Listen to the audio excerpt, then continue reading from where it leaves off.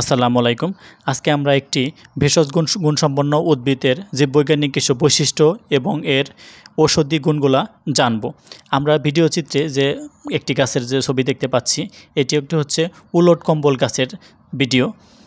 এর ইংরেজি নাম হচ্ছে পিঙ্ক বার, এর বৈজ্ঞানিক নাম হচ্ছে ইউরেনা লোবাটা। এর পরিবার হচ্ছে মালভেসিয়া।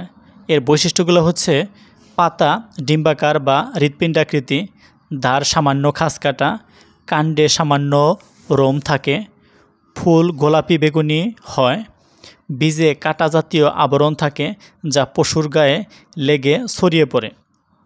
এর কিছু ঔষধি গুণ আছে, যা হচ্ছে পাতার রস জ্বর সর্দি বা কাশিতে ব্যবহার করা হয়, শিকড় ও পাতা ক্ষত সারাতে এবং হজমে সহায়তা করে। এছাড়া পেটের অসুখে ডায়রিয়া বা হালকা বদ হজমে পাতার রস খুব উপকারী।